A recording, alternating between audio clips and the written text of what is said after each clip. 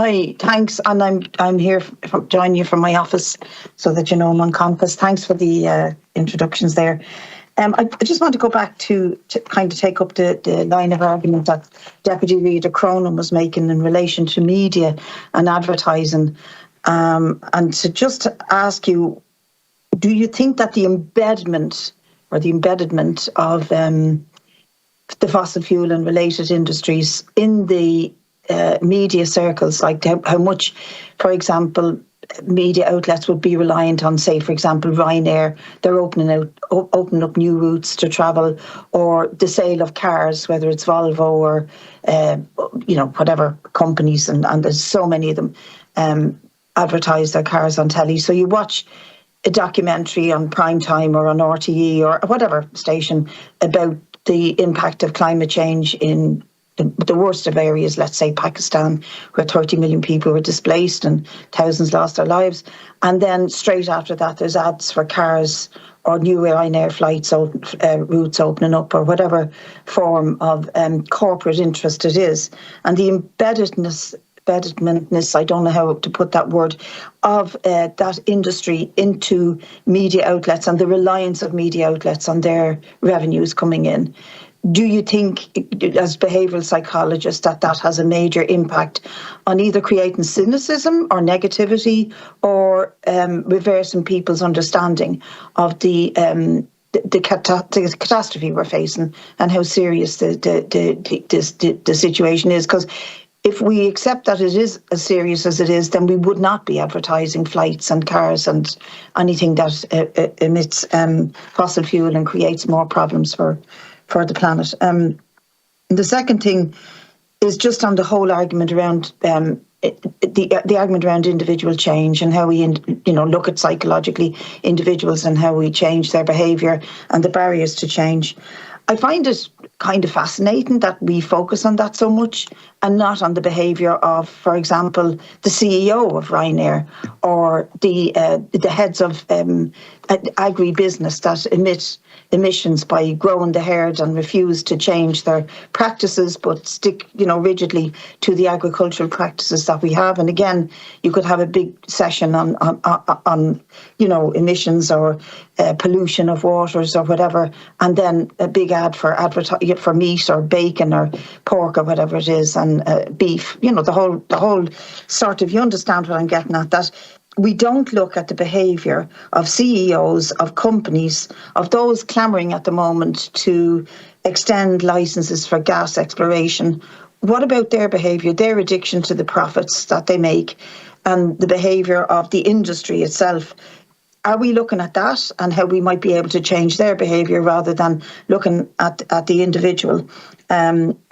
Because I think you've already said it, that people and young, I don't think it was Rita Cronin again who said that she finds young people are not interested in cars. They want to use public transport, and that's a good sign for the future.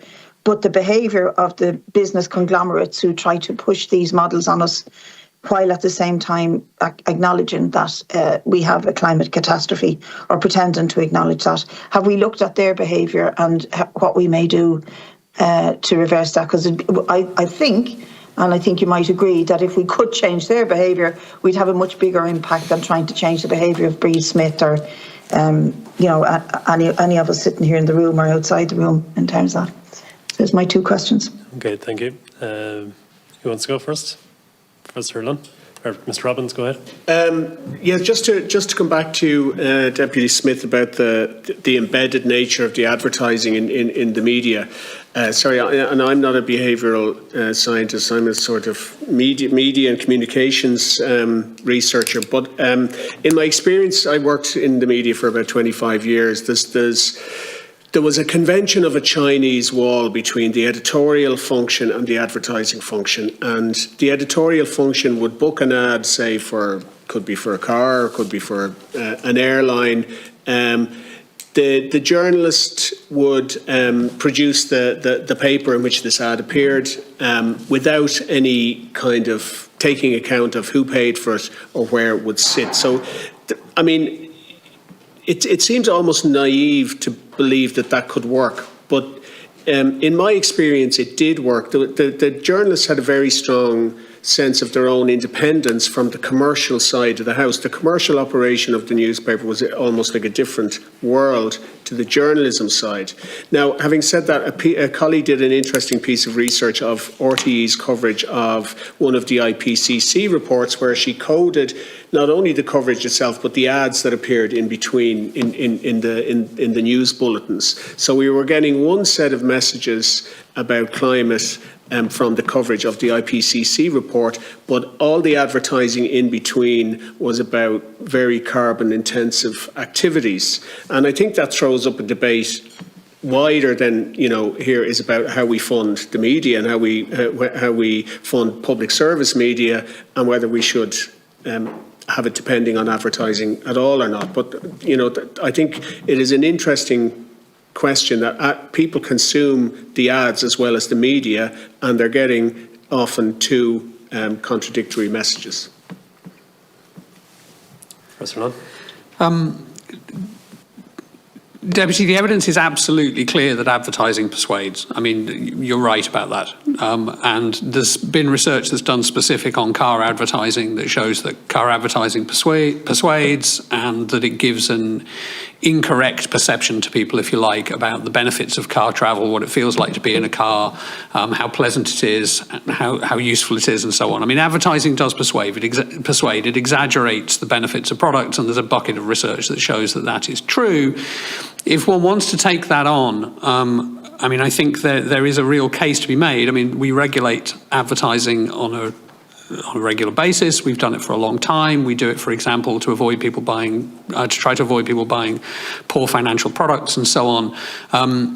I think there is a big issue associated with greenwashing, and I think there is a big issue associated with not actually providing information about the environmental standards of products. And there's a question to be asked about whether we need reform of advertising and marketing that takes that very seriously and does much more in that space. And certainly the behavioural science would suggest that there is a case to answer there in terms of persuasive advertising, in terms of greenwashing, and in terms of the possibility of simplifying environmental information in advertising and marketing in ways that allow consumers to make more informed and greener choices. When it comes to the focus on the behaviour of CEOs and corporations, speaking as a behavioural scientist, it's extremely difficult to do because most of them are not very keen to participate in your studies, not in the way that members of the public are. So it's very difficult. But nevertheless, what I would say is that one of the reasons that throughout this morning so far I've stressed the importance of system change rather than individual change is one of the things we know from the evidence is what people in those positions really respond to is changes in pricing structures and regulations. And if you really want to change their behaviour, the way to change their behaviour is to change their corporate incentives. And if you change their corporate incentives so that they're greener incentives, you'll get greener behaviour. Okay, and Professor Walker? Thank you. Yeah, I'll just begin very quickly by picking up on the very last thing you said, Deputy Smith, which is why would we want to persuade Bríd Smith? Well, actually, you're probably one of the most important individuals we could persuade because you're in a position of power and able to act upon some of these things that we're hearing about. The advertising, yeah, hugely important. Again, I'm going to predictably agree with Professor Lunn here. We've got a precedent to some extent that France began to take some action on this. They tried legislating for warnings on fossil fuel related industries like car adverts. I believe, don't necessarily quote me on this, but I believe there's been a bit of backsliding on that very recently, but it's something you might be able to learn from. Why is it that why are certain industries' adverts exempt from health warnings when others aren't, is the way we might phrase this. Another way of coming at it that would pick up on this commercial incentives idea might be to learn from the energy and, to some extent, water industries, where performance rating certificates and performance ratings are used as a way of driving industry change. So the A, B, C, D, E, F energy ratings you see on a light bulb, for example, might appear as if they're there to inform you as a consumer. In reality, they're more there to drive industry incentives and to incentivize the makers of the light bulb to produce more energy efficient light bulbs. Now, again, why are industries like the car industry not subject to those kind of rating scales that would reveal which models are energy intensive or necessarily energy intensive and which models are not, in a very visible, compulsory way. And just finally, to pick up on, you made a point, Deputy Smith, about you were surprised or mystified that we keep focusing on individuals when that's quite clearly not a great way to solve these problems. I would really, really strongly recommend to the committee a paper by some European researchers published about 2 years ago called Discourses of Climate Delay. I'd be very happy to share the details with the committee afterwards. They identified 12 common arguments or narratives that are used to provide the status quo bias that we talked about earlier. 12 common arguments or framings that get employed in order to avoid action on climate change. And the emphasising the role of the individual and the importance of individual responsibility, I think, is number 2 in their list of climate delay tactics.